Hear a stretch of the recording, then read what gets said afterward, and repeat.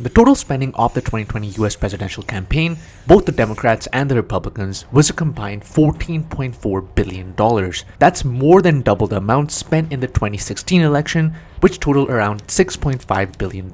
And with only 100 donors in the 2020 election contributing over $1.5 billion, it raises the question of if the average voter has enough influence through their donations to impact the election, or if there's only a few people that are actually running and deciding what the result of the election is. And this is not a Democrat versus Republican argument. Joe Biden raised $1.6 billion and Trump raised $1.96 billion. This is more a question about, is the political process designed for the average voter to have some influence, or if by design it's designed for a few wealthy individuals to impact most results in the election? Well, let's find out. To understand influence, we first need to understand how the US election campaign financing works. There's three main primary ways that a person can get contributions. The first one is individual contributions. In 2024, individuals can donate up to $3,300 per election to a candidate committee. This limit applies to primary and general elections, meaning one person can donate up to $6,600 to support a candidate across both stages. There's also candidate self-financing. Wealthy candidates can fund their own campaigns, like you've seen with Michael Bloomberg, which can drastically impact the financial dynamics of an election. This way, there's no limit per se on the amount a candidate can contribute, which theoretically puts independently wealthy candidates at an advantage over candidates that need support from other means. The third way is political action committees. These allow groups like corporations, unions, or interest groups to raise money for candidates. Traditional PACs have limits of $5,000 per election for donations to a candidate. $5,000 does not seem that high, but this is where the interesting change comes in. One of the most significant developments in US campaign finance has been the rise of super PACs and dark money organizations, which have transformed the political landscape by allowing virtually unlimited spending. Super PACs were created in the aftermath of the 2010 Supreme Court ruling in Citizens United versus Federal Election Commission. They're officially known as independent expenditure-only committees and can raise and spend unlimited amounts of money from individuals, corporations, unions, and even other entities. The difference between PACs and super PACs is that they cannot donate directly to candidates but can spend money independently to support or oppose candidates. A lot of candidates utilize this. In the 2020 election cycle alone, super PACs spent a total of $3.1 billion,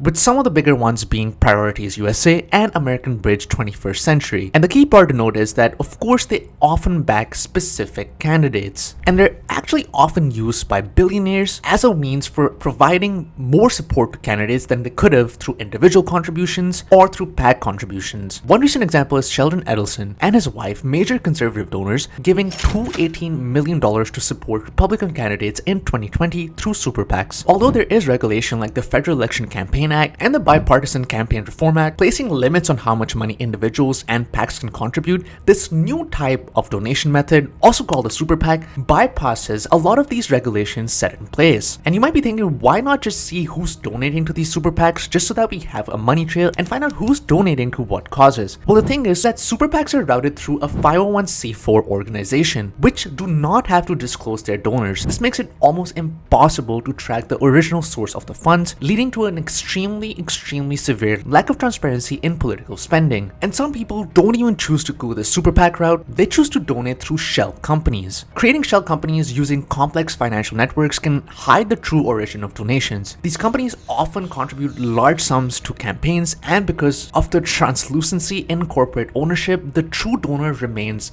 hidden most of the times. And if not businesses or super PACs, some people simply use straw donors. Straw donors are individuals who make donations to political campaigns on behalf of someone else, often to bypass legal contribution limits. A wealthy donor gives money to a group of people, maybe family members, employees, or business associates, and instructs them to donate that money under their own names. This conceals the identity of a true donor and allows them to contribute far more than the legal limit. This, of course, is illegal under US campaign finance laws, but it remains a common tactic due to the difficulty of tracing such transactions. A famous example is in 2019, Igor Fruman and Lev Parnas, associates of Rudy Giuliani, were charged with using straw donors to funnel foreign money into US elections. The two men made illegal contributions through straw donors to support political candidates who could help advance their business interests. And speaking of foreign influence, one of the most concerning issues in US election finance is the potential for foreign actors to influence elections. Before we dig deeper, if you're enjoying this video so far, smash the like button and the subscribe button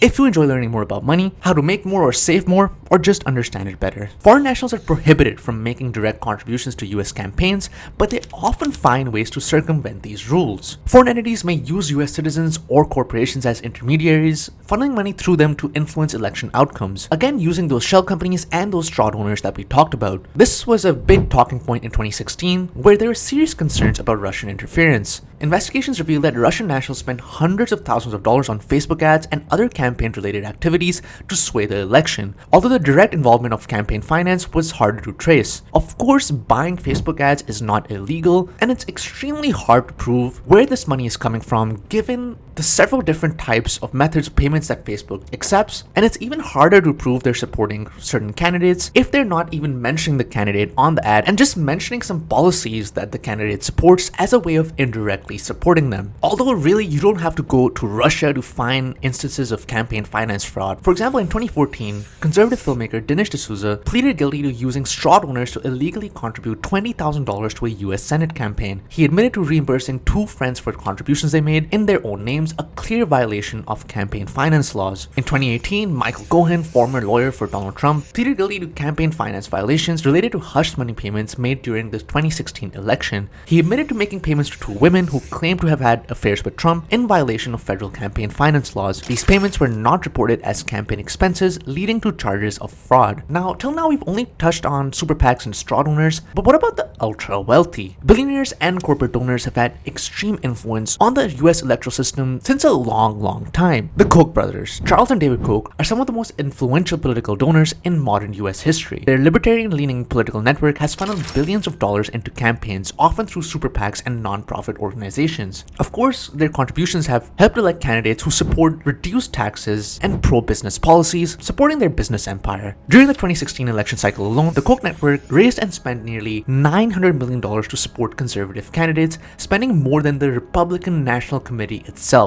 I want you to focus on that a bit. One entity, or let's just say two people, spent more than the entire Republican National Committee, and their donations were directed not only towards presidential campaigns, but also towards Senate and House races, solidifying the influence of pro-business candidates across the board. George Soros is another prominent figure who uses his wealth to influence election outcomes. He primarily funds progressive causes, supporting candidates who align with his views on social justice, criminal justice reform, and immigration. He contributed over $125 million to Democratic causes during the 2020 election cycle, largely through a super PAC, Democracy PAC. His funds supported candidates who advocate for liberal policies, particularly in key swing states. And of course, who can forget Michael Bloomberg? The ex-New York City mayor is another high-profile billionaire donor. In 2020, he actually ran for president himself, but later withdrew and spent his vast fortune supporting Democratic candidates across the country. He spent over $1 billion on his own campaign, and after suspending his candidacy, he poured additional millions to helping Joe Biden's campaign and down-ballot Democratic candidates. Now, of course, whether it be the Koch brothers, Michael Bloomberg, or George Soros, the primary reason for involving themselves in election campaigns is influencing policy. Large donors often support candidates whose policy agendas align with their business or ideological interests. For example, corporate tax breaks. Wealthy donors often push for candidates who often support tax cuts for the wealthy and corporations. For instance, the 2017 Tax Cuts and Jobs Act, championed by Republicans and passed under President Trump, provided significant tax cuts to corporations and high-income individuals. Once again, the part to note is that this was provided for high-income individuals and corporations, not the average American. That is technically not in their interest. Many of the lawmakers who supported this bill received substantial donations from corporate PACs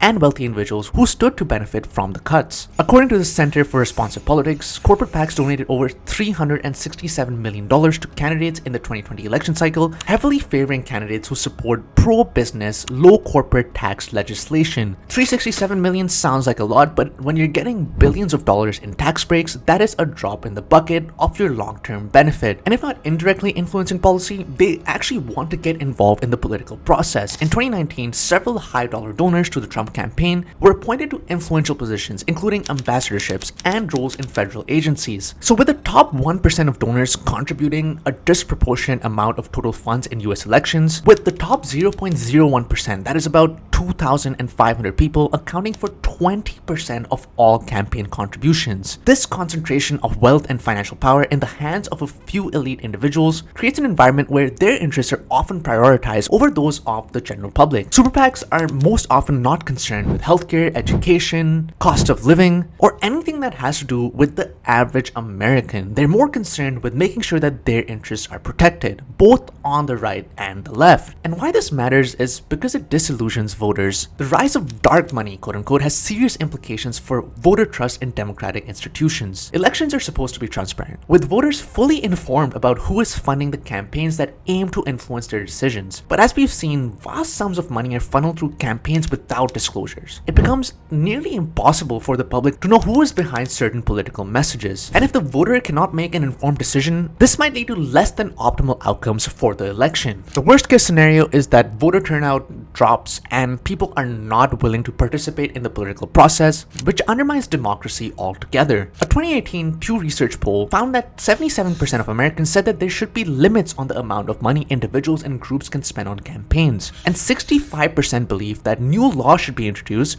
that reduce the influence of money in politics. And there have been numerous attempts to reform the system. Despite growing public awareness, many of these reforms have faced significant pushback from wealthy donors and powerful lobbying groups. One of the most significant legislative efforts aimed at increasing transparency and combating fraud in campaign financing is the Disclose Act, or the Democracy is Strengthened by Casting Light on Spending in Elections. This bill primarily aims to increase transparency. It would require organizations that spend money on political campaigns, including super PACs and 501c4 groups, to disclose the identities of their donors if they exceed certain spending thresholds. This would allow voters to see exactly who is financing campaigns and political advertising, particularly when dark money is involved. This also aims to close loopholes that allow foreign entities and straw donors to funnel money into US elections. By mandating more stringent reporting requirements, the bill would help prevent illegal contributions and fraudulent activities. It also aims to tackle the issue of corporate transparency. It includes provisions to ensure corporations disclose their political spending to shareholders and the public. This would address the concern that companies are spending shareholder money on political campaigns without their knowledge or consent. Despite the intent to increase transparency, the Disclose Act has faced numerous roadblocks in Congress. It has been introduced and reintroduced multiple times, but strong oppositions from groups in Congress has prevented its passage. Some critics argue that it infringes on free speech, and mandatory disclosure could subject donors to harassment or retribution, especially in a highly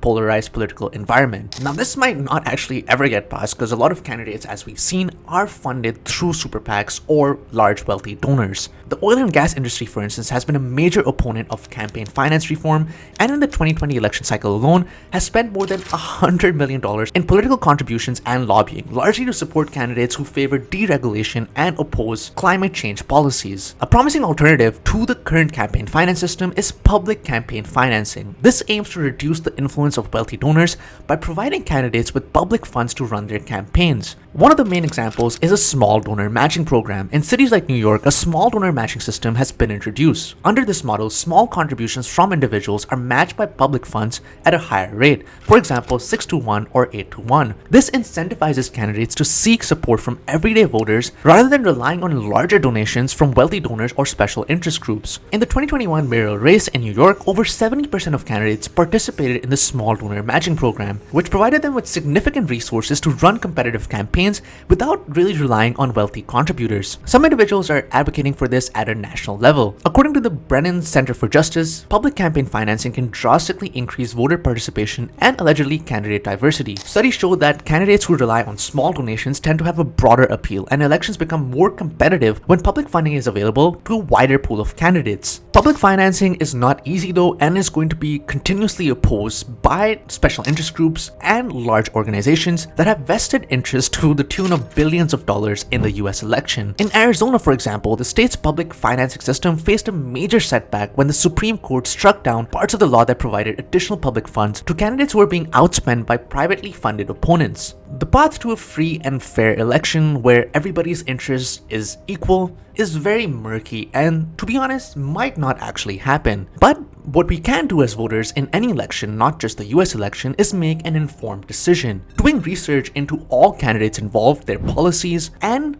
More importantly, who is funding their campaign can give you a good idea of what sorts of policies they're going to implement when they actually get that political power. Casting our vote and making an informed decision on who to vote for, taking part in the political process as an informed individual agent, and making sure we support policies that benefit the average citizen is something that we can all do, no matter if we're able to donate thousands of dollars to a candidate or nothing at all. Get out and vote. And as always, like, comment, and subscribe to the channel if you're interested in learning more about money, and I'll see you in the next one.